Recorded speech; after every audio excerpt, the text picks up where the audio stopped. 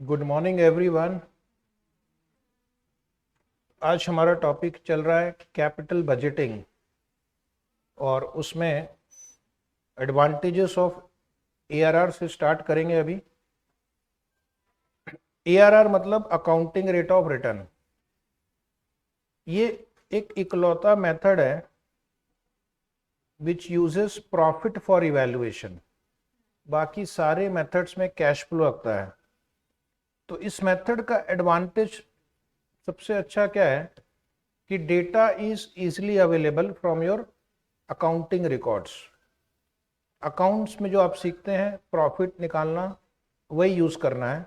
तो बिजनेसमैन के लिए अच्छा है, बिकॉज बिजनेसमैन को कॉम्प्लिकेटेड मेथड जो आप पढ़ते हो, net present value, internal rate of return, वो शायद उसको नहीं समझ में आएगा।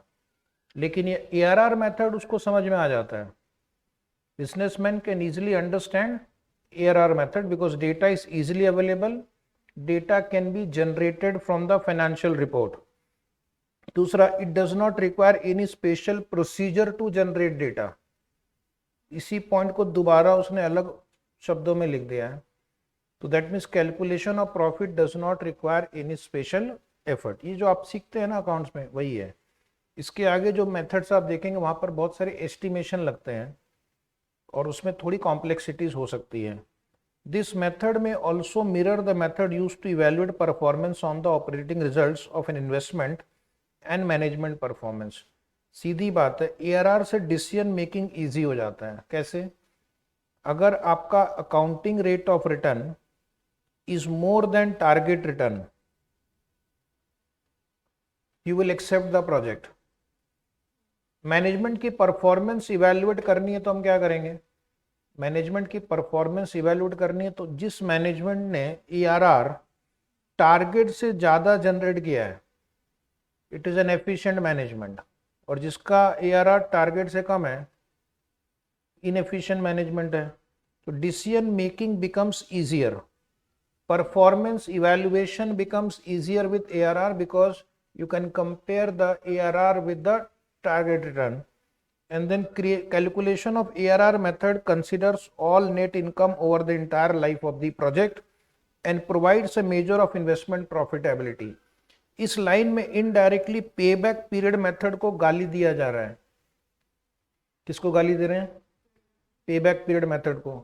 उनका कहना है कि पेबैक पीरियड में आपने क्या किया, जैसे किसी प्रोजेक्ट की लाइफ 6 साल है, 3 साल में ही आपका पेबैक आ गया, आपकी रिटर्न रिकवर हो गई, इन्वेस्टमेंट रिकवर हो गया, तो अब आगे के कैश फ्लोज को आप देखते ही नहीं हो। पेबैक पीरियड में एक बार पेबैक पीरियड तक पहुंच गए, उसके बाद आगे के कैश फ्लो हमारे कैलकुलेशन में ना आता है ना हम देखते हैं। अकाउंटिंग रेट ऑफ रिटर्न बोलता है मैं तुमसे सुपीरियर हूं, क्योंकि मैं एवरेज प्रॉफिट निकालने के लिए मैं हर एक ईयर्स को साथ में लेकर कैलकुलेट करूंगा। अगर 6 साल का प्रॉब्लम है तो मैं 6 साल का एवरेज प्रॉफिट निकालूंगा। 10 साल का प्रॉब्लम है तो मैं 10 साल का एवरेज प्रॉफिट निकालूंगा। Is it right? तो average rate of return considers all cash flows, whereas payback period method considers cash flow only up to the payback period. तो इसका एडवांटेज है over payback period.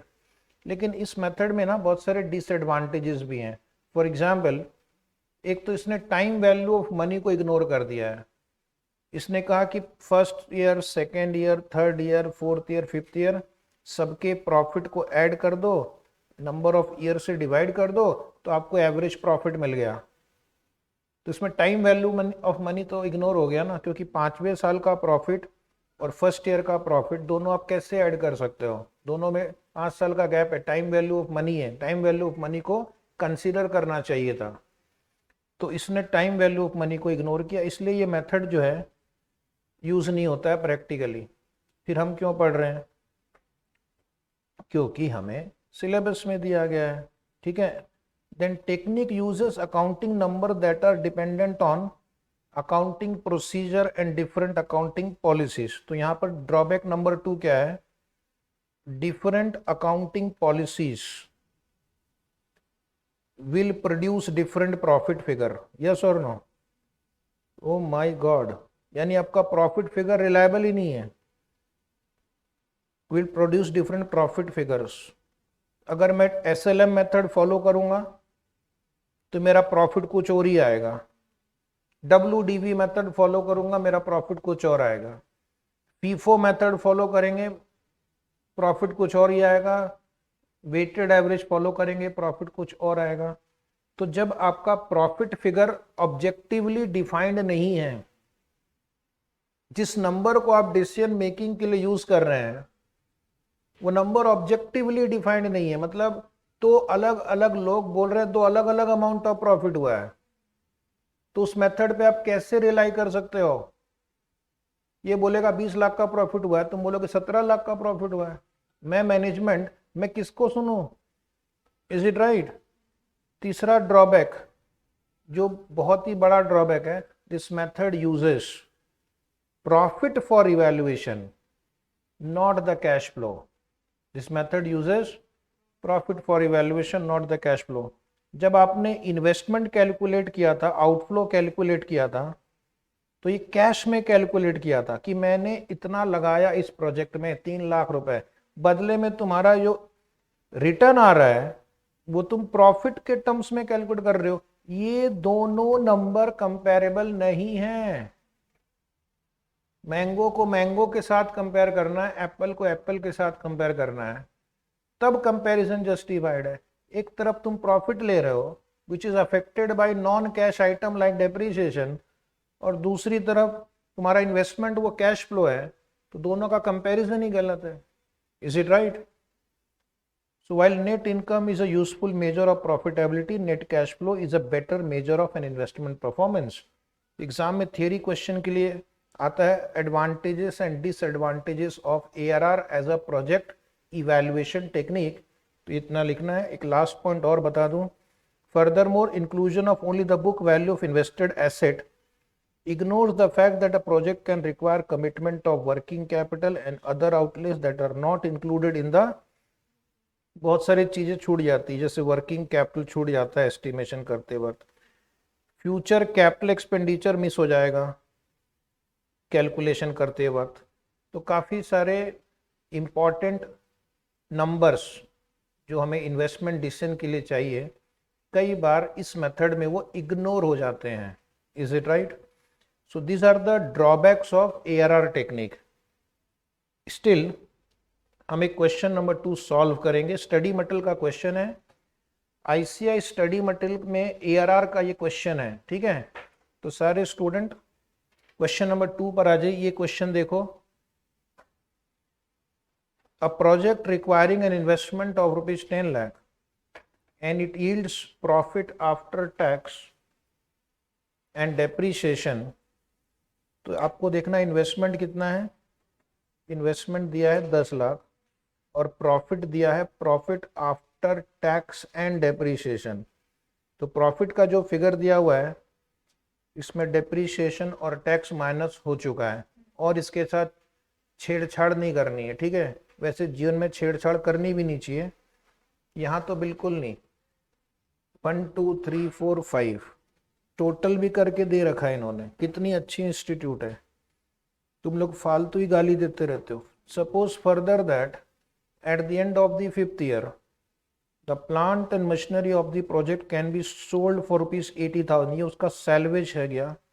Determine the average rate of return, determine the average rate of return. अब इस question में इन्होंने ये नहीं बताया कि आपको ओरिजिनल इन्वेस्टमेंट पे लेना है या फिर एवरेज इन्वेस्टमेंट पे लेना है। तो जब मन में डाउट हो तो हनुमानगिरी करनी है, दोनों ही आंसर लिख देना है, ठीक है। पहले लिखना method 1, average rate of return based on original investment, based on original investment. Presentation बहुत मैटर करता है एग्जाम में।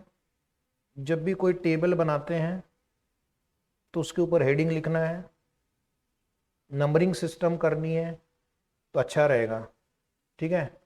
तो फर्स्ट पॉइंट ए में क्या लिखना, एवरेज प्रॉफिट, प्रॉफिट एवरेज ही होगा। इन्वेस्टमेंट ओरिजिनल इन्वेस्टमेंट हो सकता है या एवरेज इन्वेस्टमेंट हो सकता है, न्यूमरेटर सेम रहेगा। तो एवरेज प्रॉफिट कितना होगा? टोटल प्रॉफिट क्वेश्चन में आपको 4,60,000 प्लेट में सजा कर दिया हुआ है, डिवाइड बाई 5 ईयर करना है। तो एक स्टूडेंट का कहना है 92,000। सारे बच्चे जवाब लिखते रहेंगे, ठीक है। और पॉइंट नंबर बी में लिखना है ओरिजिनल इन्वेस्टमेंट। दोनों आंसर सही है, डिपेंडिंग अपॉन मैनेजमेंट क्या व्यू लेती है। 10 lakh. Point number C, therefore ARR, और यहां ब्रैकेट में लिखना है A divide by B into 100। Presentation सुंदर होना चाहिए, जैसे तुम सुंदर दिखना चाहते हो आंसर भी सुंदर दिखना चाहता है कि नहीं? कितना है आंसर बताओ जल्दी से। एक स्टूडेंट कह रहा है 9.2%। क्या 9.2% राइट है? क्या 9.2% राइट है? Method two, method two, ARR based on average investment.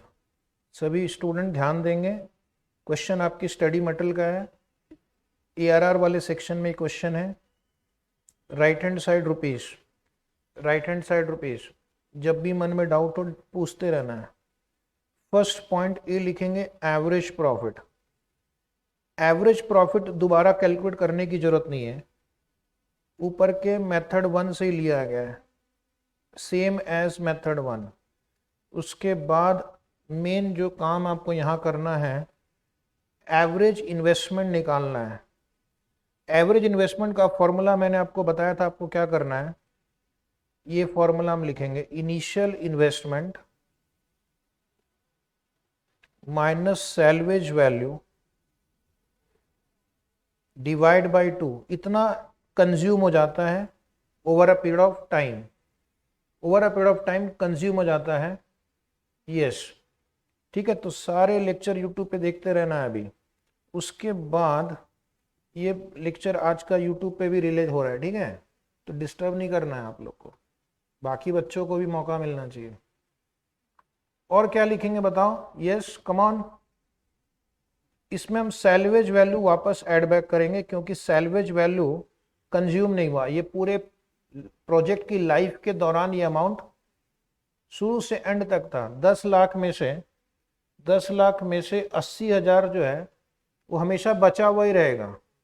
920 consume होगा, 80 शुरू से एंड तक रहेगा, है कि नहीं? बोलो हाँ। और उसमें एक और काम करना, उसमें एक और काम करना, एडिशनल वर्किंग कैपिटल भी लिख देना, जो कि इस प्रॉब्लम में नहीं है, जो कि इस प्रॉब्लम में नहीं है। अगर होगा तो उसको भी कर देना। कल को ये क्वेश्चन तुम्हारे एग्जाम में आया, उसने एक और लाइन ऐड कर दी, तो तुम्हारा काम इजी होना चाहिए। तो चलिए यहाँ पर ब्रैकेट में लिखना 10 लाख आपका इनिशियल इन्वेस्टमेंट है, उसमें से 80,000 रह जाएगा। तो ऑन एन एवरेज इतना इन्वेस्टमेंट आप लगाओगे, प्लस ये जो 80,000 है ये पूरे 5 साल के दौरान प्रोजेक्ट में लगा रहेगा, प्लस एडिशनल वर्किंग कैपिटल नहीं है, प्लस एडिशनल वर्किंग कैपिटल नहीं है, तो ये आपका 5,40,000 आ रहा है। इस क्वेश्चन में एक शॉर्टकट से भी आ सकता है, 10 lakh plus 80,000 divide by 2। Try करो कैलकुलेटर पे, 10 लाख प्लस 80,000 डिवाइड बाई 2 कितना आया? 5,40,000। पॉइंट नंबर सी लिखना ARR, ARR A divide by 2 into 100। पूरा चैप्टर अच्छे से करेंगे आज। कितना आया ये? कैलकुलेटर उठाओ। 17.04% आ रहा है। देखना विद्यार्थियों, 17.04% आ रहा है, ठीक है। इस ARR टेक्निक का एक डिसएडवांटेज में ये भी आप लिख सकते हो कि depending upon the meaning of investment, the answer can change. Depending upon the meaning of investment, the answer can change. Because investment can be original investment आपके सामने 9.2%, या एवरेज इन्वेस्टमेंट लेंगे तो 17.04%। तो इन्वेस्टमेंट की डेफिनेशन बदलेंगे तो आपका रिटर्न भी बदलता है। ये भी आप अपने डिसएडवांटेज में लिख सकते हैं। एक बार मैं वापस वो डिसएडवांटेज वाले पेज पे जाता हूँ और यहाँ पर आपको मैं एक लाइन और लिखवा देता हूँ। आपके पास जगह है तो लिख लेना, नहीं तो नोटबुक में लिखना। Due to multiple interpretation of the term investment, due to multiple interpretation of the term investment, there can be multiple answers. There can be multiple answers. ये बुक में नहीं लिखा है, लेकिन अभी आपके सामने मैंने डेमोन्स्ट्रेट किया कि इन्वेस्टमेंट को अगर आपने ओरिजिनल इन्वेस्टमेंट डिफाइन किया तो आंसर डिफरेंट आएगा, एवरेज इन्वेस्टमेंट डिफाइन किया तो आंसर डिफरेंट आएगा। ओके, तो ये इसका एक और ड्रॉबैक अभी आपके सामने मैंने करके दिखाया। तो दिस वाज अबाउट ARR। तो हमने पे बैक पीरियड देख लिया, ARR देख लिया। अब हम आते हैं डिस्काउंटिंग टेक्निक पे। Discounting techniques are important because यहाँ पे टाइम वैल्यू ऑफ मनी को कंसिडर किया जाता है, विच इज़ राइट ऑल्सो, क्योंकि आप इन्वेस्टमेंट कब करेंगे? ईयर 0 में। यहाँ पर आपने इन्वेस्टमेंट किया है, अभी पिछले एग्जाम्पल में आपने यहाँ पे 10 लाख इन्वेस्टमेंट किया, और मान लो अगले 5 साल में आपको कैश फ्लो मिल रहा है, अगले 5 साल में आपको 3 लाख, 4 लाख, 7 लाख, 2 लाख, 5 लाख ऐसे मिल रहा है। तो आप ये नहीं बोल सकते हैं कि ये मेरा टोटल इनकम है या टोटल रिटर्न आया है, क्योंकि अलग अलग पॉइंट ऑफ टाइम पे आया है, उसकी टाइम वैल्यू ऑफ मनी है। आप इस 10 लाख को 5 साल के लिए इन्वेस्ट भी कर सकते थे, उस पर भी आपको रिटर्न कमाई होती। Is it right? तो इनको कंपैरिजन करवाने के लिए हम 2 तरीके यूज कर सकते हैं। एक तरीका होता है आप सभी की फ्यूचर वैल्यू निकाल लो। इन्वेस्टमेंट को अगर मैं 5 साल इन्वेस्ट करूं तो कितना अमाउंट मिलेगा, और इस सारे जो कैश फ्लोज हैं इनको भी मैं अगर फ्यूचर वैल्यू निकाल लूं यहाँ पे, तो इनकी फ्यूचर वैल्यू क्या आएगी? बराबर। एक तरीका होता है कि सभी कैश फ्लो का फ्यूचर वैल्यू निकाल कर देखो, उसमें थोड़ी मेहनत ज़्यादा है। तो हम लोग यूजुअली क्या करते हैं? उल्टा करते हैं। इन सब 10 लाख को तो छेड़ने की जरूरत ही नहीं पड़ेगी आपको, एक कैलकुलेशन अपना कम हो गया, और प्रेजेंट वैल्यू भी आप इजीली कैलकुलेट कर सकते हो। इन सब का प्रेजेंट वैल्यू लेकर आ जाना है और फिर इसको टोटल करना है, फिर दोनों को हम कंपेयर कर सकते हैं। अब दोनों एक प्लेटफॉर्म पे खड़े हैं, अब दोनों एक प्लेटफॉर्म पे खड़े हैं। अब आप कंपेयर करो, अगर आपका प्रेजेंट वैल्यू और फ्यूचर इनफ्लो ज़्यादा है तो एक्सेप्ट करेंगे, अगर प्रेजेंट वैल्यू फ्यूचर इनफ्लो कम है तो रिजेक्ट करेंगे। प्रेजेंट वैल्यू फ्यूचर इनफ्लो ज़्यादा मतलब you are earning more than your required rate of return, और अगर कम है तो you are earning less than your required rate of return. ये है डिस्काउंटिंग टेक्निक का advantage, it makes comparison possible.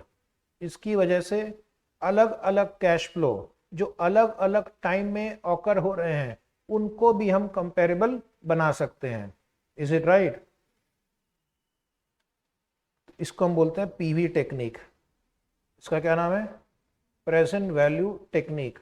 और इसमें भी आपके पास है अलग अलग मेथड। जो मेन मेथड है उसका नाम है NPV method, net present value. Net word इसलिए यूज किया है, PV of inflow minus PV of outflow. Net निकालना है कि दोनों का प्रेजेंट वैल्यू का नेट डिफरेंस कितना है, और वो नेट डिफरेंस पॉजिटिव है तो प्रोजेक्ट एक्सेप्टेबल है, और वो नेट डिफरेंस नेगेटिव है तो प्रोजेक्ट को हम रिजेक्ट करेंगे। और इसी का थोड़े और भी अलग अलग वर्जन्स हैं, IRR, internal rate of return, profitability index PI, और डिस्काउंटेड पेबैक पीरियड। ये जो डिस्काउंटेड पेबैक पीरियड है, ये पेबैक पीरियड का ही एडवांस वर्जन है। Same logic, same calculation, but after converting cash flow into present value.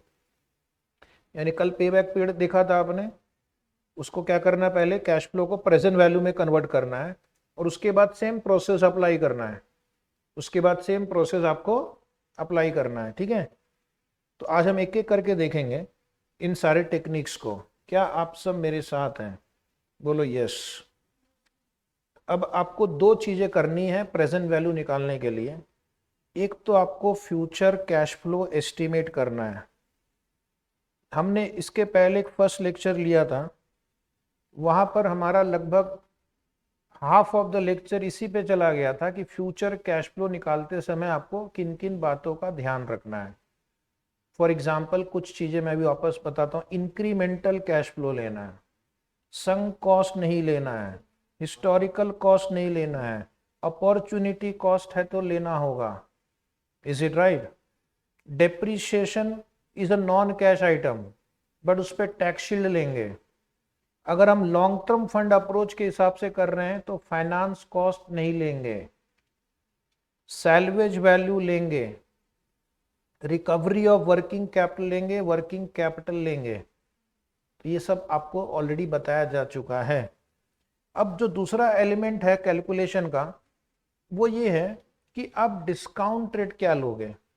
वैसे आप स्टूडेंट हैं तो आपका काम थोड़ा इजी है यहाँ पे, क्योंकि लगभग अपनी बुक में 50 क्वेश्चंस हैं, सारे क्वेश्चंस में डिस्काउंट रेट दिया हुआ है। कभी कभी एग्जाम में डिस्काउंट रेट नहीं दिया रहता है तो आपको निकालना पड़ेगा। तो कंपनी कैसे डिसाइड करती है कि कौन सा डिस्काउंट रेट लेना है हमें? तो कंपनी की जब कोई प्रोजेक्ट आप लेते हो तो उसके पीछे एक डिजायर्ड रेट ऑफ रिटर्न भी छुपा होता है। डिजायर्ड रेट ऑफ रिटर्न मतलब आपकी अपॉर्चुनिटी वैल्यू। अगर ये पैसा मैं कहीं और लगाऊं जिसमें सिमिलर रिस्क हो, अगर ये पैसा मैं कहीं और लगाऊं जिसमें सिमिलर रिस्क हो, तो मुझे क्या रेट ऑफ रिटर्न एक्सपेक्टेड है? Is it right? यही पैसा दूसरे जगह लगाते हैं तो मुझे 10% मिलता है जहां पर सेम रिस्क है, तो यहां से भी मुझे 10% तो मिलना चाहिए कम से कम। तो सिमिलर रिस्क ऑल्टरनेटिव में मुझे क्या रेट ऑफ रिटर्न मिल सकता है? That is the minimum required rate of return from this project also. ठीक है, तो theoretical it is a required rate of return from other similar investment with similar risk. Of course अगर risk अलग अलग होगा ना तो हमारी रिक्वायर्ड रेट ऑफ रिटर्न भी बदल हो सकती है। एक आदमी मान लो फूड का बिजनेस कर रहा है और एक एयरलाइन का बिजनेस कर रहा है, तो क्या दोनों की required rate of return same होगी? किसकी ज़्यादा होगी? एयरलाइन वाले की ज़्यादा होगी, क्योंकि वो हाई रिस्क वाला बिजनेस है, इसलिए वहाँ पर आपका एक्सपेक्टेड रिटर्न, डिजायर्ड रिटर्न भी ज़्यादा होगा। Is it right? एक और मज़ेदार एग्जांपल, एक आदमी बेकाम कर रहा है, एक आदमी सीए कर रहा है, किसका डिजायर्ड रेट ऑफ रिटर्न ज़्यादा होगा? सभी लोग जवाब देंगे सीए का रिटर्न ज़्यादा होगा। रिस्क ज़्यादा है, जवानी दांव पे लगी हुई है। ठीक है, वही अगर आप आईपीएल में क्रिकेटर होते तो कितना एंजॉय करते। आज देखो तुम्हारी उम्र में उमरान मलिक कहाँ का कहाँ पहुंच गया और तुम यहाँ क्लास में बैठे हो। देखो ऋषभ पंत को कहाँ का कहाँ पहुंच गया। Second concept of return is, it is the minimum rate of return that the project must generate. It is the minimum rate of return that the project must generate. ये minimum rate of return कहाँ से आता है? हम देखते हैं कि जो दूसरी कंपनी इंडस्ट्री में है वो सिमिलर प्रोजेक्ट में क्या रेट ऑफ रिटर्न अर्न कर रही है, या हमारे पास जो दूसरे इन्वेस्टमेंट अपॉर्चुनिटीज हैं विद सिमिलर रिस्क, उसमें हम कितना रेट ऑफ रिटर्न कर सकते हैं। कुछ कुछ कंपनी क्या करती है, वो बोलती है कि हमने इस प्रोजेक्ट को फाइनेंसिंग के लिए सोर्सेज ऑफ फाइनेंस यूज़ किया है अलग अलग, उसका हमारा एक कॉस्ट है। तो हम इसकी WACC पहले कैलकुलेट करेंगे, and that should be the minimum rate of return we must earn. Funds के लिए आपने इक्विटी यूज किया है, डिबेंचर यूज किया है, प्रेफरेंस यूज किया है, तो आपका फंड्स का एक कॉस्ट है। तो therefore WACC is the discount rate used by some companies. अगर आपके किसी क्वेश्चन में आ गया, जरूरत पड़े, तो आपको WACC यूज करना पड़ सकता है। या फिर अगर कंपनी 100% इक्विटी द्वारा फाइनेंस कर रही है किसी प्रोजेक्ट को, 100% अगर इक्विटी फाइनेंस कंपनी रहा, तो कंपनी कॉस्ट ऑफ इक्विटी भी यूज कर सकती है एज अ डिस्काउंट रेट। तो आपको कॉस्ट ऑफ इक्विटी निकालना आना चाहिए, आपको कॉस्ट ऑफ डेट निकालना आना चाहिए, आपको कॉस्ट ऑफ प्रेफरेंस शेयर निकालना आना चाहिए। हो सकता है कोई एक ऐसा क्वेश्चन आ जाए जिसमें आपको डिस्काउंट रेट न देकर उन्होंने आपको equity share, preference share, debenture ये सब दे रखा है। तो पहला एक स्टेप क्या होगा, पहला एक स्टेप होगा WACC निकालो और उसको as a discount rate use करना है। एक या दो बार एग्जाम में ऐसे क्वेश्चन आए हैं जहां पर उन्होंने डिस्काउंट रेट स्टूडेंट से मांगा था, कुछ लोग उसमें ही शहीद हो गए। ठीक है, डिस्काउंट रेट के लिए कॉस्ट ऑफ कैपिटल का चैप्टर बहुत ज़रूरी है, नहीं दिया है तो कर लेना। नेक्स्ट हमारा जो कॉन्सेप्ट है आज का, जिस पे बहुत सारे मैं क्वेश्चन करवाने वाला हूँ, तो अपना नोटबुक रेडी रखिए, स्टडी मटेरियल रेडी रखिए। NPV टेक्निक, पहला क्या है, NPV फॉर्मूला क्या है, बहुत इजी है, PV of cash inflow minus PV of cash outflow. PV of cash inflow minus PV of cash outflow is equal to net present value। नाम में ही पूरे गुण छुपे हुए हैं। नेट प्रेजेंट वैल्यू, सारे कैश फ्लो का पहले प्रेजेंट वैल्यू में लेकर आओ, उसका नेट निकालो। तीन बातें हो सकती हैं। कौन सी तीन बातें हो सकती हैं? NPV पॉजिटिव हो सकता है, that is greater than 0, NPV negative हो सकता है, या NPV इक्वल टू 0 हो सकता है। ठीक है, जब आप NPV कैलकुलेट करेंगे तो ध्यान रखना, मैंने पहले ही बताया है, कोई भी एडिशनल इन्वेस्टमेंट अगर आपको लगता है, कोई भी एडिशनल वर्किंग कैपिटल लगता है, तो उन सबको भी ध्यान में रखना है। ये जो पहला फॉर्मूला है इसको हम अवॉइड करेंगे, यहाँ पे लिखना अवॉइड। सर क्यों? क्योंकि फॉर्मूला ही गलत है। इसने लिखा है PV of net inflow minus total net initial investment. दिक्कत क्या आएगी आपको कि कंपनी ने मान लो एक से ज़्यादा बार इन्वेस्टमेंट किया है, ईयर 0 में तो इन्वेस्टमेंट किया ही है, कई बार नेचर ऑफ द प्रोजेक्ट ऐसा रहता है कि 2 साल 3 साल के बाद आपको और पैसा डालना पड़ता है, यस और नो, तो उसको भी कंसिडर करना चाहिए। तो मैंने क्या किया, ये फॉर्मूला ज़्यादा सही है, PV of all cash inflow minus PV of all cash outflow. ऐसा लिखो ना, सारे कैश फ्लो कभी भी इनकर हो, कभी भी रिसीव हो, उनको पहले प्रेजेंट वैल्यू पे लेकर आओ और उसके बाद चेक करना है कि NPV पॉजिटिव है, नेगेटिव है या 0 है। तो उन्होंने स्टेप भी लिख कर दिए अपने बुक में। पहला स्टेप क्या है कि जितने भी ईयर का प्रोजेक्ट है, जितने भी ईयर का प्रोजेक्ट है, मान लो 10 साल का प्रोजेक्ट है, तो आपको 0 से लेकर 10वें साल तक हर साल का कैश फ्लो निकालना होगा। ठीक है, या तो क्वेश्चन में दिया रहेगा या आपको पहले वर्किंग बनानी है। उसके लिए भी हमने फर्स्ट लेक्चर में डिस्कस कर लिया है। ईयर 0 में आपका कैश फ्लो कितना होगा वो निकालना है, इसको बोलते हैं इनिशियल कैश फ्लो। 1 से 10 का कैश फ्लो कितना होगा उसको बोलते हैं interim cash flow. Interim cash flow सबसे ज़्यादा मेहनत उसमें ही लगेगी आपको। और एक लास्ट ईयर का कैश फ्लो कितना होगा, इसको बोलते हैं टर्मिनल कैश फ्लो। सब कुछ आपको एक्सप्लेन किया जा चुका है, डोंट वरी। ठीक है, तो पहले वो कैश फ्लो निकाल लो और उसके बाद आपको डिस्काउंट रेट डिसाइड करना है। As a student discount rate अगर क्वेश्चन में दिया हुआ है तो उसको यूज कर लेंगे, और अगर डिस्काउंट रेट नहीं दिया है तो आपको कॉस्ट ऑफ कैपिटल निकालना पड़ेगा। You have to compute the cost of capital. Cost of capital कैसे निकालते हैं उसके लिए पूरा चैप्टर ही आपकी बैच में पहले करवाया जा चुका है, क्योंकि मुझे पता था आगे उसकी जरूरत पड़ेगी। तो अगर आपको सिर्फ इक्विटी दिया हुआ है कि इक्विटी द्वारा फंडेड है तो कॉस्ट ऑफ इक्विटी निकाल लेना, लेकिन इक्विटी डेट प्रेफरेंस सभी से फंडिंग हुई है प्रोजेक्ट की, तो आपको weighted average cost of capital निकालना पड़ेगा। उसके बाद आपको डिस्काउंटिंग फैक्टर निकाल लेना है सभी सालों का। डिस्काउंटिंग फैक्टर कैसे निकालते हैं, अगर मान लो 10% रेट है तो ईयर 1 का फैक्टर कैसे निकालते हैं, जरा कैलकुलेटर उठाना सारे विद्यार्थी। ऐसा एक यंत्र होता है जिसको कैलकुलेटर बोलते हैं। 10% रहा तो 1 डिवाइड बाई 1.10 इक्वल टू करना, तो एक फैक्टर आएगा, बता रहा हूं मैं, 0.9091 ऐसा कुछ आएगा।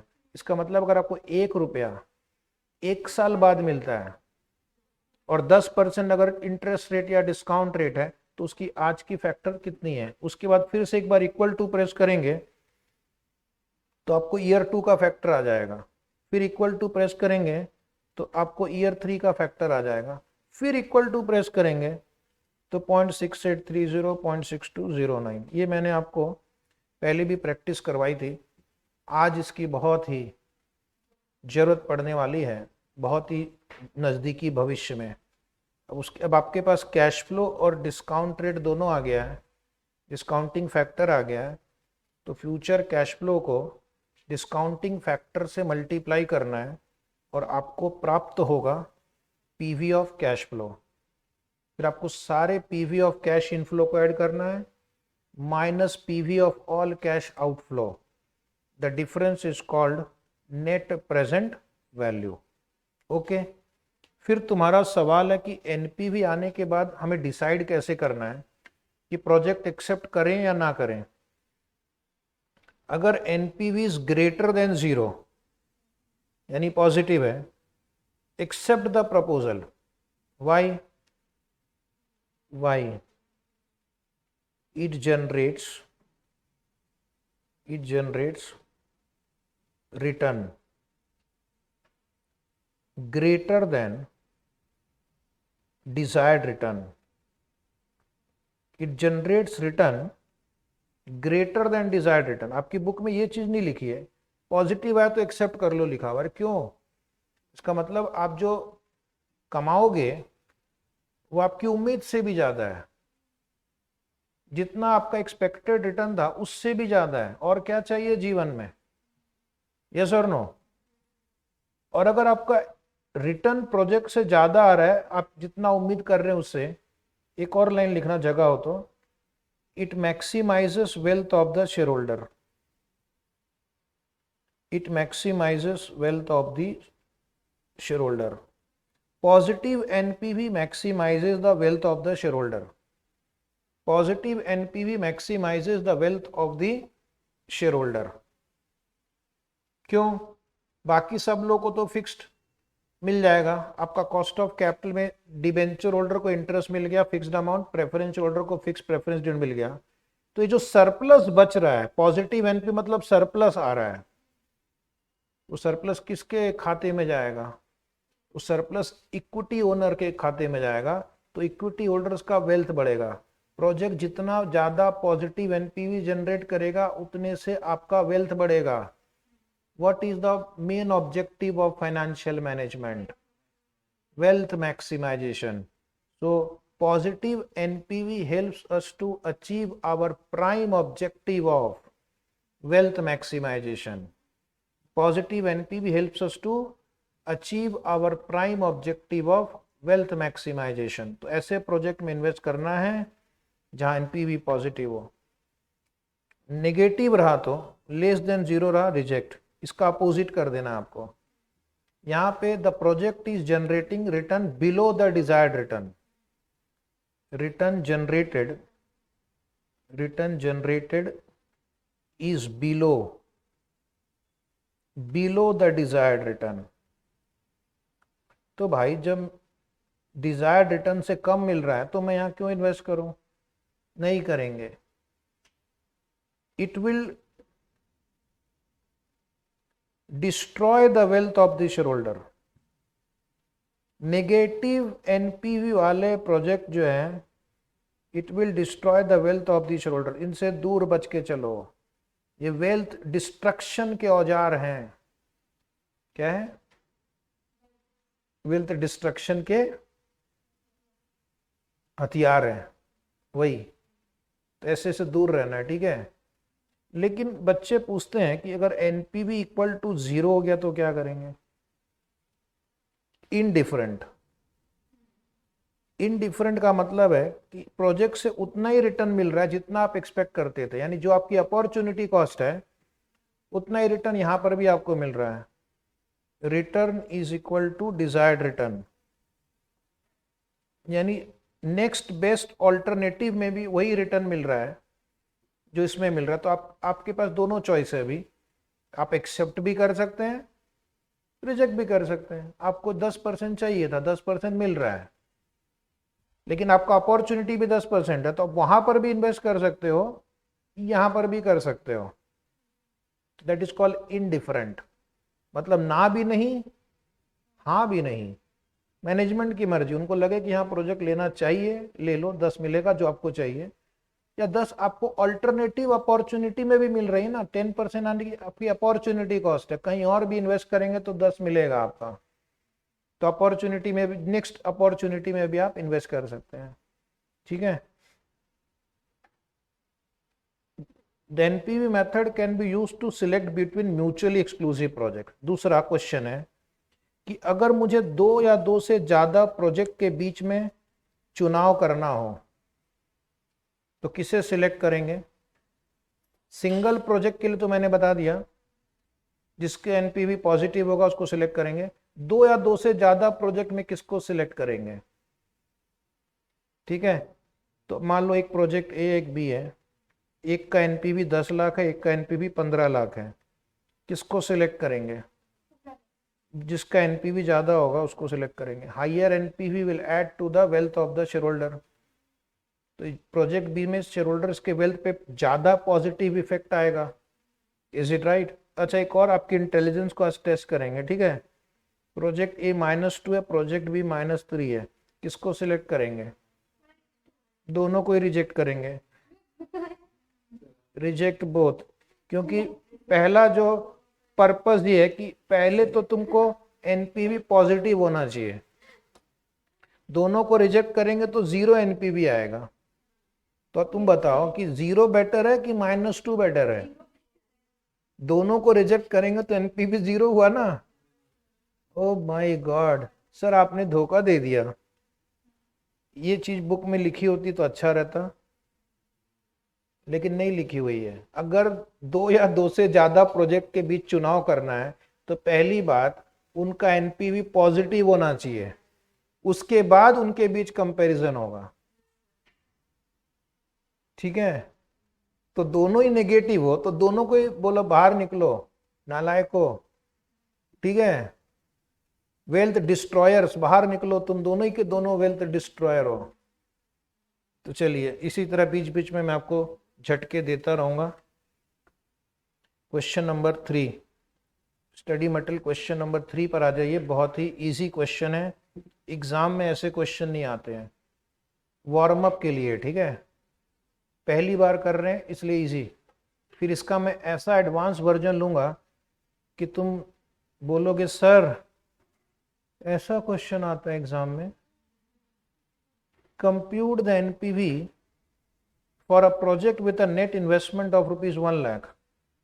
तो आपको ईयर 0 में इन्वेस्टमेंट दिया हुआ 1 lakh, and net cash flow भी हाथ में एकदम ऐसे पकड़ा के दिया, 1 2 3, कॉस्ट ऑफ कैपिटल भी एकदम हाथ में दे रखा है, और तो और फैक्टर भी दे रखा है। तो हम क्या करें फिर? मेरे लिए तो कुछ छोड़ा ही नहीं उसने, बस हमारे लिए इसको मल्टीप्लाई करके ऐड करने जितनी मेहनत है। तो इसको क्या करो, अपनी बुक में ही चेक कर लो, वहीं पर आंसर दिया हुआ है ना। या नहीं दिया हुआ है? दिया हुआ है, होमवर्क में नोटबुक में करना। 4 कॉलम बनाना है आपको, year, cash flow, present value factor at the rate of 10%, last column discounted cash flow या प्रेजेंट वैल्यू 0 1 2 3। पहले ईयर 0 में इन्वेस्टमेंट कितना है जरा देखना, 1 लाख है। फिर ईयर 1 का इनफ्लो बताना कितना है, 55,000, क्वेश्चन नंबर 3। उसके बाद 80,000, उसके बाद 15,000। क्वेश्चन में फैक्टर दिया हुआ तो उसको यूज करेंगे, ठीक है। क्वेश्चन में फैक्टर 0.909, 0.826 और 0.751 दिया हुआ है। तो अपना दिमाग की बत्ती बंद कर दो फैक्टर के मामले में, जो दिया है उसी को इंस्टीट्यूट का प्रसाद मानकर लिखो और आगे बढ़ो। 55,000 इंटू 0.909, बोलो जी, सभी लोग बताएंगे। हाँ जी, 49995 आ रहा है क्या? दूसरा बताना 66080, तीसरा बताना 11265।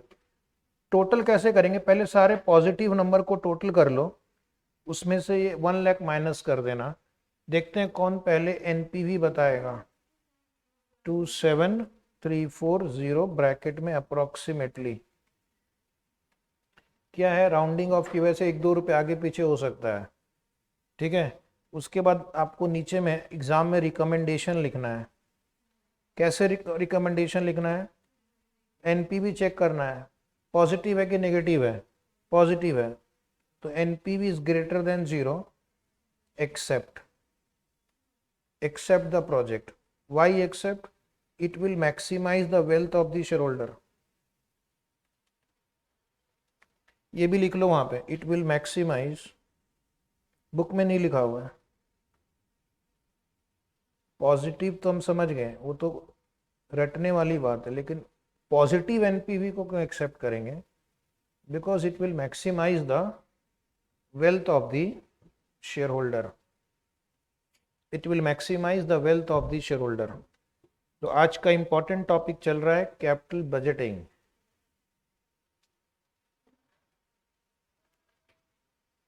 हो गया?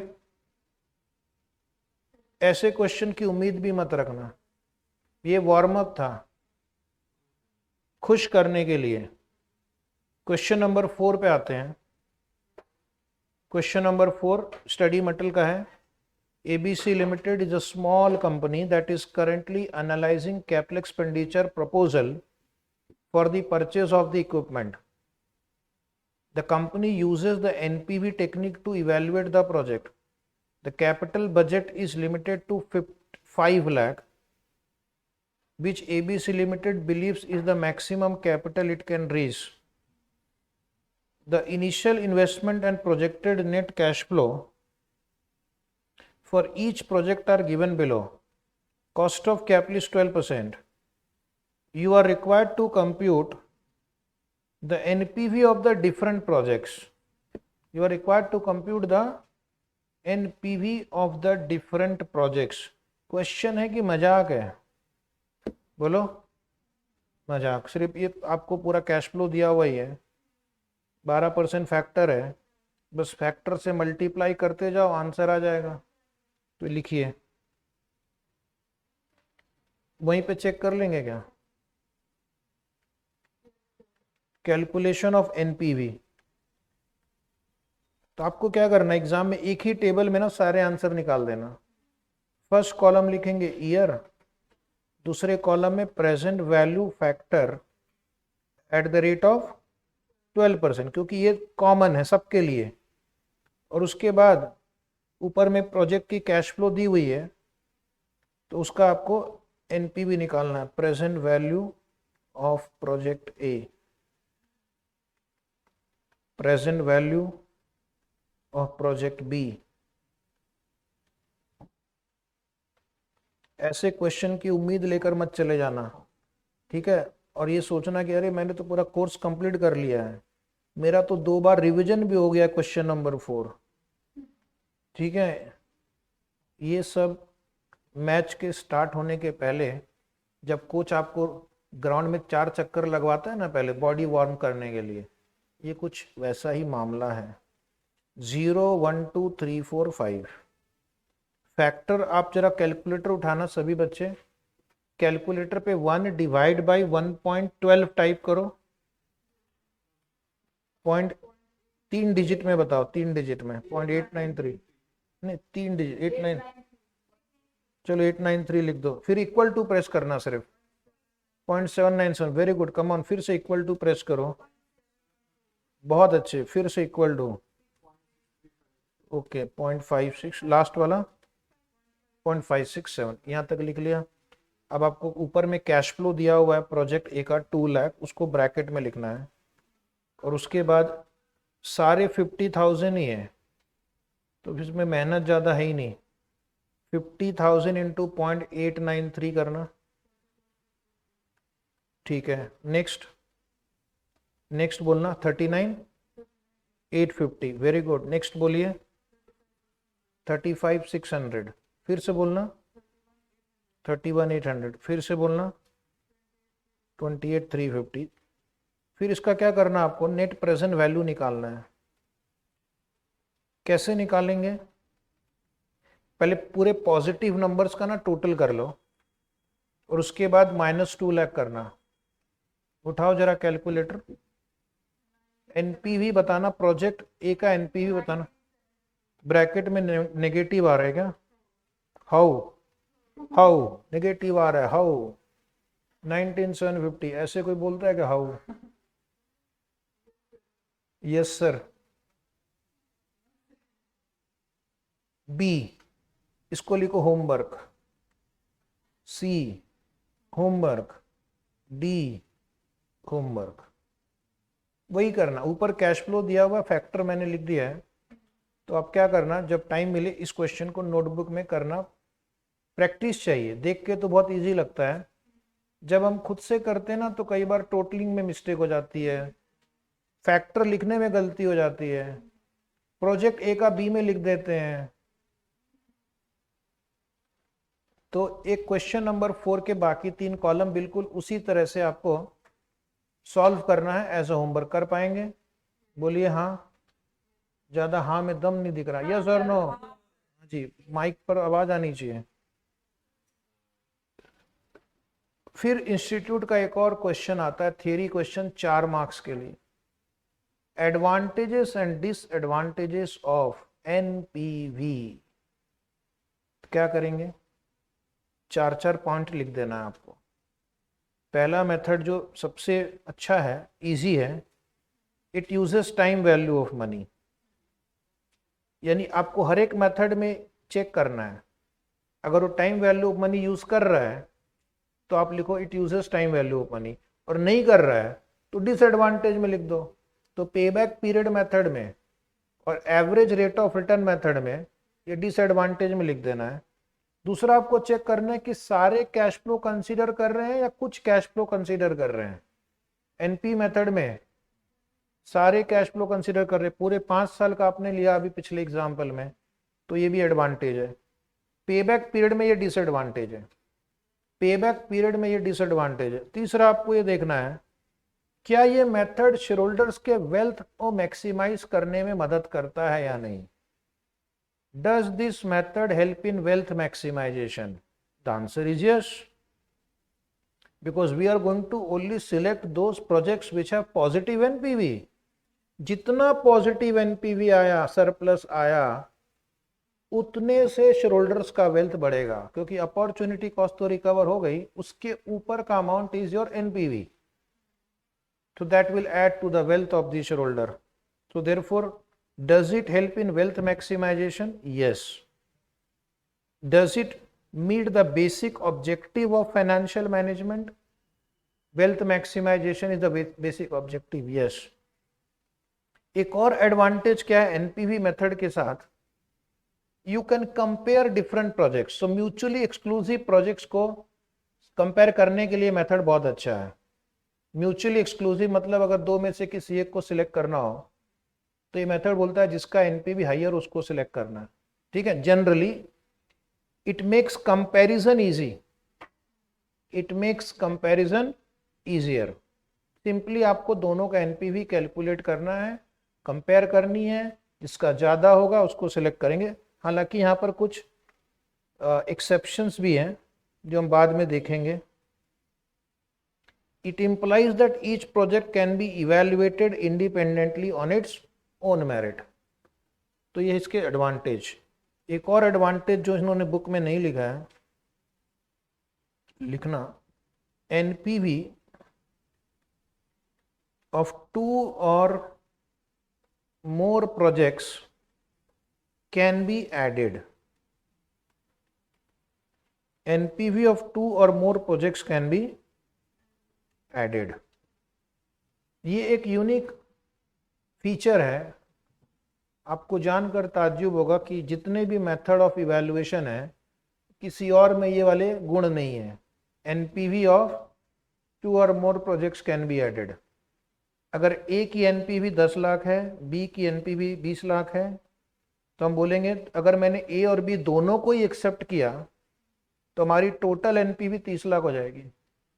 बोल सकते हैं यस, बिकॉज ये एब्सोल्यूट नंबर है, लैक्स में है। अरे ये क्या आ गया, तो ऐड कर सकते हैं। लेकिन अब मैं आपसे सवाल पूछूंगा, जवाब देना होगा।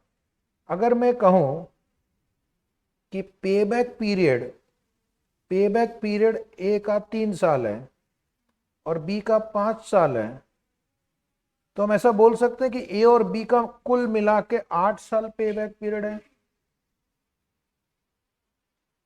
ये गलत होगा। We can't add payback period, we can't add discounted payback period also. चलिए एक और पूछते हैं। प्रोजेक्ट ए का अकाउंटिंग रेट ऑफ रिटर्न 15% है, बी का अकाउंटिंग रेट ऑफ रिटर्न 20% है। क्या हम ऐसा बोल सकते हैं कि दोनों का अकाउंटिंग रेट ऑफ रिटर्न कुल मिलाकर 35% है? नहीं, बेवकूफ़ी की इंतहा होगी अगर हम ऐसा बोलते हैं। तो क्या होगी? हाँ ठीक है। तो ये जो ऐड करने की जो फीचर है, ये फीचर सिर्फ और सिर्फ कौन से मेथड में है? एनपीवी मेथड में है। तो ये भी एक एडवांटेज है। डिसीजन मेकिंग में कई बार हमें एनपीवी को ऐड करना पड़ेगा, तो वहां पर एडिशन का फीचर काम आता है। एक और एडवांटेज लिखना प्यारे बच्चों, एक और एडवांटेज। 4 तो इंस्टीट्यूट ने दिए ही हैं, अगर मैं भी अपनी तरफ से कुछ नहीं दूंगा तो क्या मतलब है कि नहीं? risk can be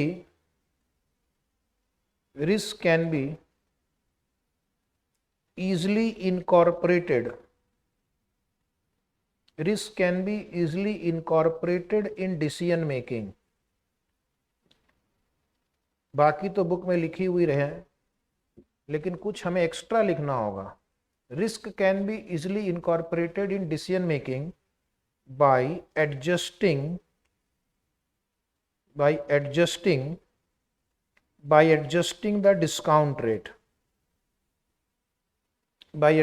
the discount rate, अगर आपका रिस्क ज्यादा है तो आप डिस्काउंट रेट बढ़ा दो, रिस्क कम है तो डिस्काउंट रेट कम कर दो। Higher the risk higher the discount rate, higher the risk higher the discount rate. तो हम क्या करेंगे, अगर हमें लगता है कि कोई प्रोजेक्ट में रिस्क ज़्यादा है, तब भी हम रिस्क का फैक्टर भी इनकॉर्पोरेट कर सकते हैं bye adjusting the discount rate. Higher the risk higher the discount rate, तो रिस्क एलिमेंट भी इनकॉर्पोरेट हो गया। तो ये एडवांटेज है। कुछ डिसएडवांटेजेस भी हैं। पहला डिसएडवांटेज जो है, इट इन्वॉल्व्स डिफिकल्ट कैलकुलेशन। लेकिन आप तो इतने पढ़े लिखे लोग हैं, आपके लिए पहला डिसएडवांटेज है ही नहीं। लेकिन ये लिखा फिर क्यों है?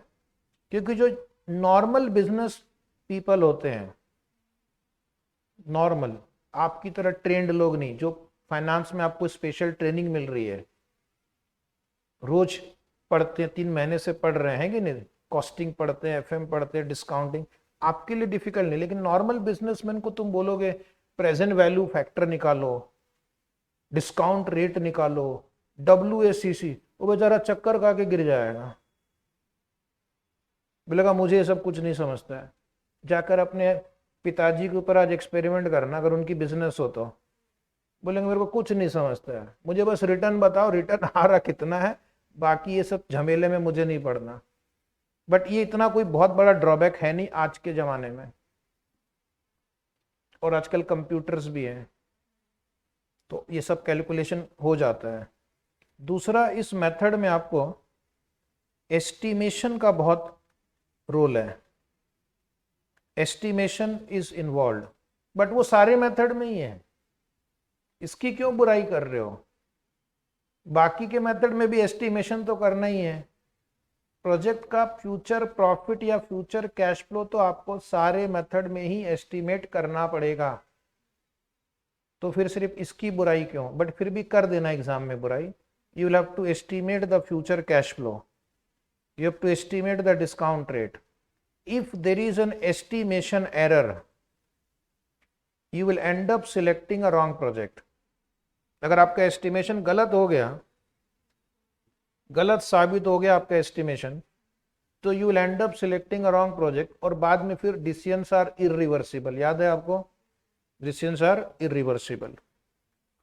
इस मेथड के साथ एक और दिक्कत है, this decisions under this method is based on absolute measure. Absolute measure मतलब rupees in rupees, rupees in thousand, rupees in lakhs। हम यहाँ पर कोई परसेंटेज वगैरह नहीं निकाल रहे हैं, कोई रेशियो नहीं निकाल रहे हैं। हमने कहा ए का एनपीवी 10 लाख है, बी का एनपीवी 15 लाख है, तो ये मेथड क्या बोलेगा? क्या बोलेगा ये मेथड?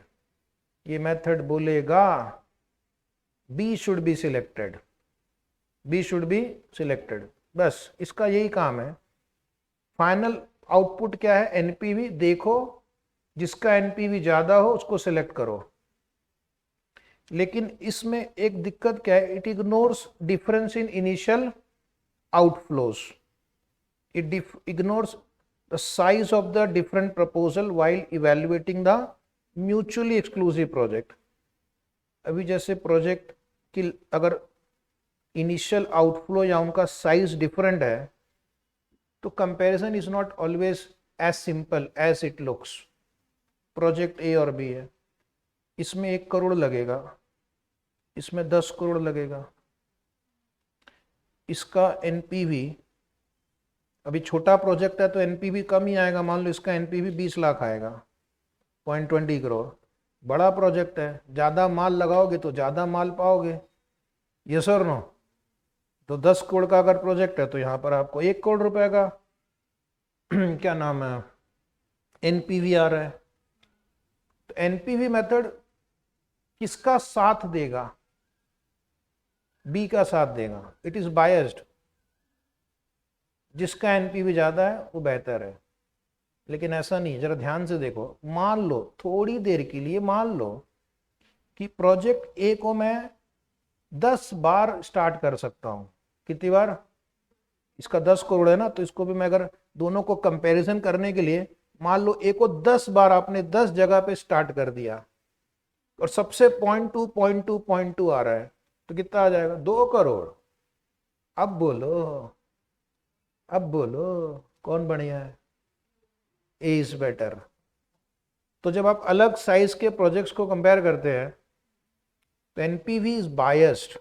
बायस्ड मतलब समझते हैं क्या होता है बायस्ड? किसी एक के प्रति ज्यादा लगाव होना, ठीक है कि नहीं?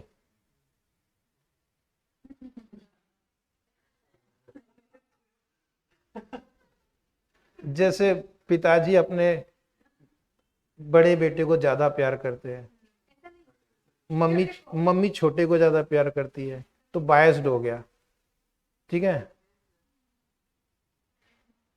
तो उसी तरह एनपीवी मेथड भी बड़े प्रोजेक्ट्स के प्रति बायस्ड है, क्योंकि वहां पर एनपीवी ज्यादा आने की संभावना। लेकिन जरूरी नहीं है कि it is more profitable in relative terms. Is it right? तो ये एक दिक्कत है। तो इस दिक्कत को दूर करने के लिए इस एनपी मेथड का एक एडवांस वर्जन है जिसको हम थोड़ी देर में पढ़ेंगे, उसका नाम है प्रॉफिटेबिलिटी इंडेक्स। क्या नाम है, प्रॉफिटेबिलिटी इंडेक्स। यानी हम डेटा वही यूज करेंगे, कैलकुलेशन वही यूज करेंगे, बस सिर्फ एनपीवी निकालने के लिए जगह हम रेशियो निकालेंगे, ratio of PV of inflow upon PV of outflow, ratio of PV of inflow upon PV of outflow, तो उसको बन जाएगा प्रॉफिटेबिलिटी इंडेक्स। तो उसमें हमें दो फायदे हैं, एक तो कौन सा प्रोजेक्ट अच्छा, कौन कौन से प्रोजेक्ट सिलेक्ट करने वो भी पता चल जाता है, और कौन सा ज्यादा प्रॉफिटेबल है, कौन सा ज्यादा प्रॉफिटेबल है for every rupee invested, for every rupee invested कौन सा ज्यादा प्रॉफिटेबल है वो भी पता चल जाता है। Is it right? तो इसी का हम थोड़ा सा एक्सपांडेड या मॉडिफाइड वर्जन लेंगे जिसका नाम होगा प्रॉफिटेबिलिटी इंडेक्स। एडवांटेज डिसएडवांटेज हो गए। अब हम एक क्वेश्चन करेंगे, क्वेश्चन नंबर 24, अपनी बुक में आ जाइए, क्वेश्चन नंबर 24। थोड़ा अब आपको इंस्टीट्यूट का मैं मजा स्वाद चखाता हूं, ठीक है, तब आपको पता चलेगा कि ये क्या इंस्टीट्यूट है।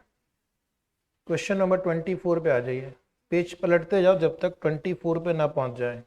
ये वाला क्वेश्चन है, देखना, सेलो लिमिटेड, स्टडी मटेरियल का क्वेश्चन है। स्टडी मटेरियल के अलावा ये नवंबर 2019 आरटीपी में आया, तो मैं आपको स्टडी मटेरियल के सारे क्वेश्चन करवाने वाला हूं, और आरटीपी, एमटीपी और एग्जाम के भी क्वेश्चन करेंगे। इतने में आपका कल्याण हो जाएगा, ठीक है, लेकिन आपको पढ़ना पड़ेगा, रिवाइज करना पड़ेगा। क्वेश्चन नंबर पहले 24 इजी से स्टार्ट करते हैं और धीरे धीरे डिफिकल्टी लेवल बढ़ेगी। Cello limited is considering buying a new machine which have a useful economic life of 5 years।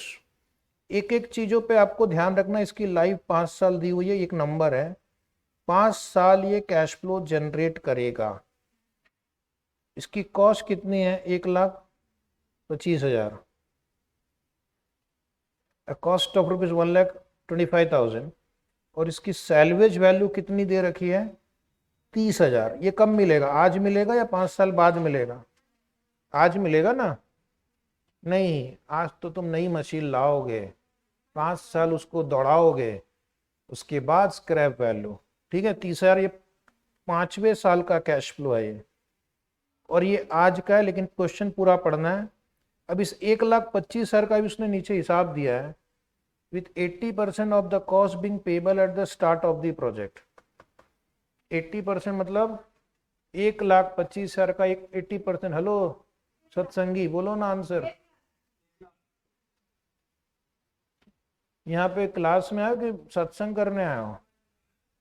80% of 1,25,000, हाँ कितना, 1 लाख, शाबाश।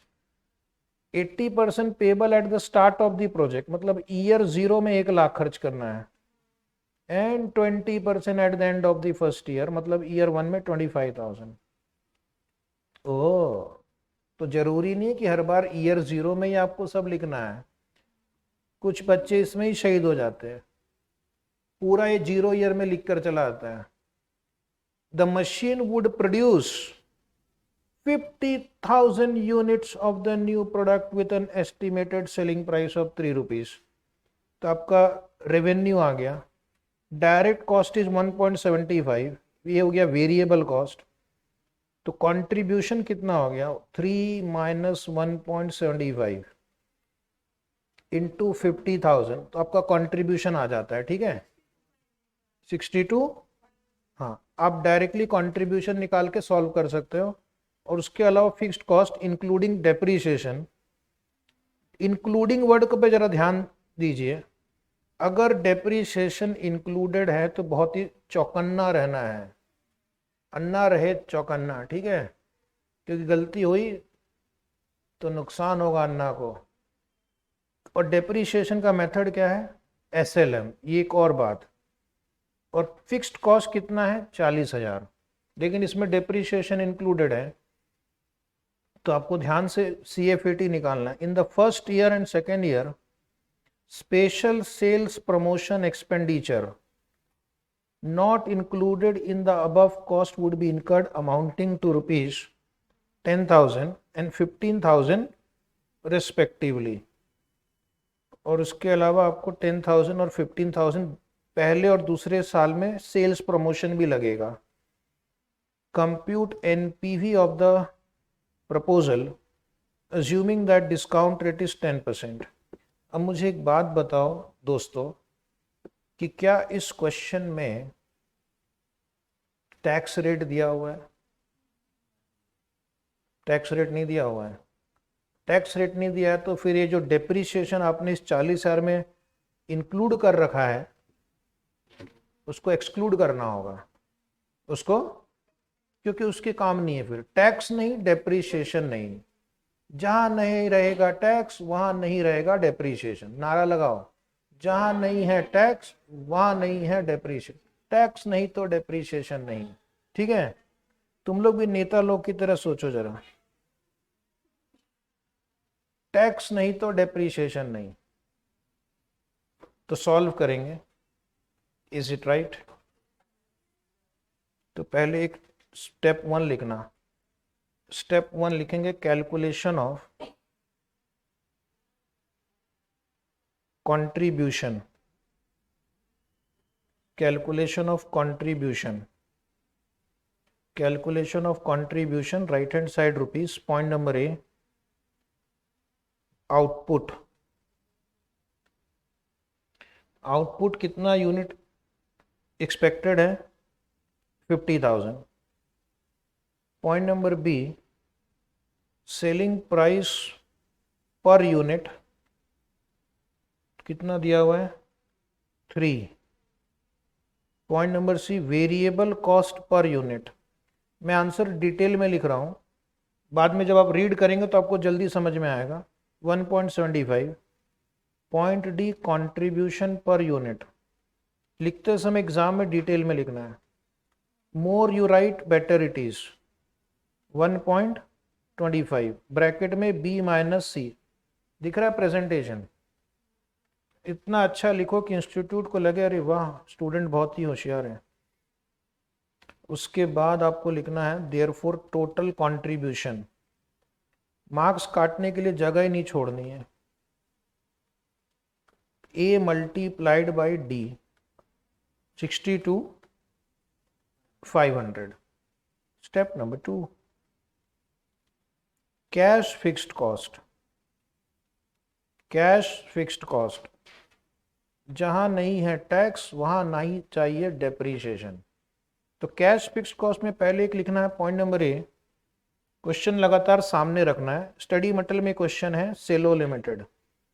Total fixed cost including depreciation. Total fixed cost including depreciation bracket में लिखना है गिवन। क्वेश्चन में 40,000 rupees दिया हुआ है, लेकिन हम क्या करेंगे, इसमें से डेप्रीशिएशन निकाल देंगे क्योंकि टैक्स की कोई ज़रूरत नहीं है इस प्रॉब्लम में। डेप्रीशिएशन के लिए एसएलएम है। अरे एसएलएम तो मैं भूल गया, क्या कोई मुझे एसएलएम का फॉर्मूला बताएगा? Cost minus salvage value 30,000 divide by number of years 5। शाबाश। 19,000। Is it 19,000? Yes, you are right. Point number C, अब इसको हम बोलेंगे cash fixed cost. Cash fixed cost, cash fixed cost कितना आएगा? A minus B. अच्छे से चमका के लिखना है। कुछ लोग सिर्फ इंस्टीट्यूट के फॉर्मेट को रट लेते हैं, रट्टेबाजों से तो बिल्कुल ही दूर रहना है। इस चैप्टर में रट्टेबाजी का काम ही नहीं है। अब मेरे पास 2 वर्किंग नोट रेडी हो गए हैं, तो now I am going to solve calculation of NPV. Step number 3, calculation of NPV. तो पहले एक टेबल बनाएंगे। फर्स्ट कॉलम लिखना ईयर, दूसरा कॉलम यहाँ पर एक है इन्वेस्टमेंट, तीसरा कॉलम कंट्रीब्यूशन, चौथा column cash fixed cost, cash fixed cost. फिर नेक्स्ट कॉलम एडवर्टीजमेंट, अभी 3 कॉलम और आने वाले हैं, 2 या 3। उसके बाद लिखना है net cash flow, net cash flow. और लास्ट में column present value at the rate of 10%, present value at the rate of 10%। ठीक है सर, फैक्टर आपने नहीं लिखा, नहीं लिखेंगे, नहीं लिखेंगे, जाओ 1 2 बिगर फैक्टर के भी आज मैं आपको सिखाऊंगा। कॉलम नंबर जो 6 है वो 2, कॉलम नंबर 3 + 4 + 5 कर देना। और 2 का तो इन्वेस्टमेंट आउटफ्लो है ही। कॉलम नंबर 7 ये ईयर 0 1, कॉलम नंबर यहाँ पे 2 भी लिख दो, सॉरी 2 + 3 + 4 + 5। ईयर एक एक गैप में रखना, एक एक साल को। क्या होगा, नोटबुक अच्छी दिखेगी, कुछ गलत हुआ तो हम सुधार भी सकते हैं। आगे से ध्यान रखना, ईयर में एक एक लाइन का गैप रखना है, कंजूसी नहीं करनी है, कोई गरीब नहीं हो जाएगा, कोई देश के जीडीपी पे कोई इम्पैक्ट नहीं आएगा तुम्हारे एक लाइन छोड़ देने से। ठीक है, कॉलम नंबर 6 इज 2 + 3 + 4 + 5। ईयर 0 में ना 1 लाख रुपए का इन्वेस्टमेंट दिया हुआ है, वो आप ब्रैकेट में लिखना क्योंकि वो आउटफ्लो है। और ईयर 1 में एक इन्वेस्टमेंट वाले कॉलम में आउटफ्लो है, और एक कंट्रीब्यूशन आपको मिलेगा 62,500। तो एक कंट्रीब्यूशन वाला तो आप ऐसे 5 बार लिख डालो, सेम है। किसी आगे के क्वेश्चन में ये भी बदलेगा, डोंट वरी। कैश फिक्स्ड भी लिख डालो 21,000। और ये एडवर्टीजमेंट के बारे में क्या कहा इन्होंने प्यारे बच्चों, एडवर्टीजमेंट के बारे में क्या कहा है? फर्स्ट ईयर और सेकेंड ईयर में कितना कितना है? फर्स्ट ईयर में 10,000 है और सेकेंड ईयर में 15,000 है, बस। तो ये जो आउटफ्लो है ना, उसको ऐसे ब्रैकेट में कर दो ताकि आपका कंट्रोल रहे। ये लीजिए, जो क्वेश्चन में डेटा दिया था ना, हमने अच्छे से उसको चमका के लिख दिया। कैलकुलेटर उठाओ, यहां पर 1 लाख नेगेटिव है, उसके बाद ये 4 फिगर को आपको टोटल करना, उसमें से बीच में एक पॉजिटिव है, बाकी सब नेगेटिव है। नेट अमाउंट बताइए मुझे। 6,500 पॉजिटिव, ओके, पॉजिटिव और नेगेटिव भी बोलना है साथ में। नेक्स्ट 3 ईयर 2 का बताइए। 26,500 positive, very good. Next 41,500, next, come on, very good, you are right, go ahead. हाँ, उसके बाद ये एक ही स्पीड पकड़ लेगा, 41,500। अब हम फैक्टर कैसे लिखेंगे? लास्ट कॉलम में डायरेक्टली आंसर लिखना है, तो ईयर 0 का आंसर ऑलवेज वही होगा जो आपने लिखा है, तो ईयर 0 में दिमाग लगाना नहीं है। 6,500 अपने देखो, ये कैलकुलेटर है, इसको पहले ऑल क्लियर करो ताकि मेमोरी में कुछ भी नहीं रहे। देखो, आपका टाइम भी बचाना मेरा काम है। तो 6,500 फर्स्ट ईयर का है, तो 6,500 डिवाइड बाई 1.1 किया, इक्वल टू मेमोरी प्लस भी प्रेस करो, मेमोरी प्लस, तो आपको आगे ऐड करने का भी झंझट नहीं है। आपके कैलकुलेटर पे ना 5909 दिख रहा है, पॉइंट्स को छोड़ दो, पॉइंट्स को छोड़ दो। अब 20 उसको मेमोरी प्लस में आपने डाला क्या? एक ही बार मेमोरी प्लस करना, 2 बार करोगे तो 2 बार ऐड हो जाएगा वो। हाँ जी, नई नई स्किल सीखेंगे तो ही आगे बढ़ेंगे ना। 26,500 टाइप करो, कुछ एक्स्ट्रा सीखेंगे ना, तभी तो इतनी दूर से आके मतलब हुआ है, ना तो बुक में सब लिखा हुआ ही है। इक्वल टू 2 बार प्रेस किया, मेमोरी प्लस प्रेस करो, तो यहाँ 21,901 आ गया अप्रोक्सीमेटली।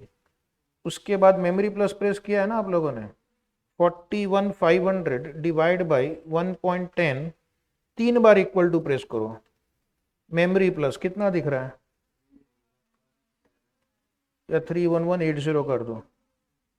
उसके बाद मेमोरी प्लस करना भूलना मत। 41,500 डिवाइड बाई 1.10, 4 बार इक्वल टू 1 2 3 4, कितना दिख रहा है 28345। मेमोरी प्लस कर दो।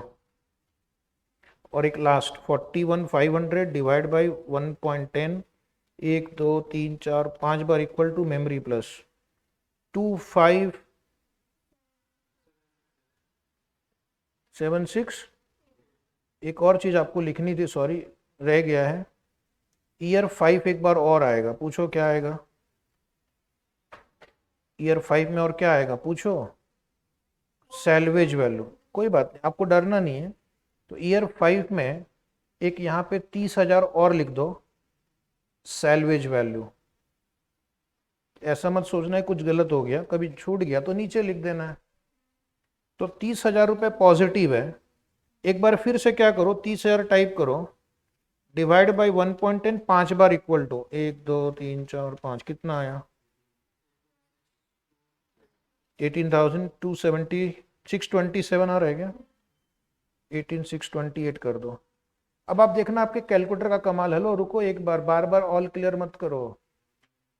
कैलकुलेटर की मेमोरी में MRC प्रेस करो और उसमें से 1 लाख माइनस करो। 1 लाख तो आपका आंसर कितना आ रहा है, 3172 आ रहा है क्या किसी का, 3172 आ रहा है, 31712 करीब आ रहा है, देखो सभी लोग।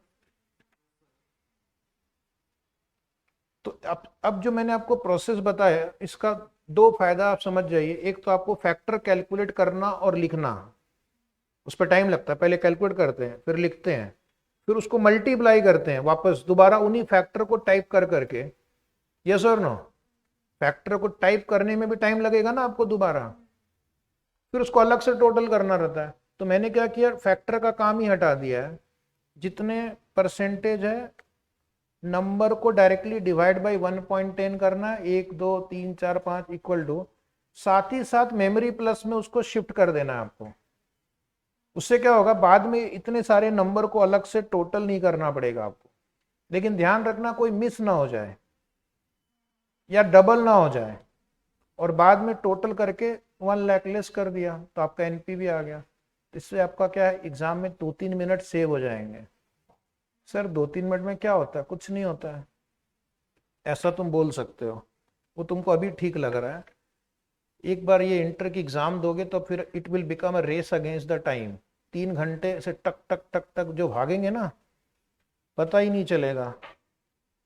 तो क्या ये प्रोजेक्ट एक्सेप्ट करना चाहिए, क्या ये प्रोजेक्ट एक्सेप्ट करना चाहिए, नीचे लिखो डिसीजन, डिसीजन लिखो या एडवाइस लिखो। The project should be accepted because NPV is positive. The project should be accepted because NPV is positive. Project should be accepted because NPV is positive. Because NPV is positive. समझ में आया क्या?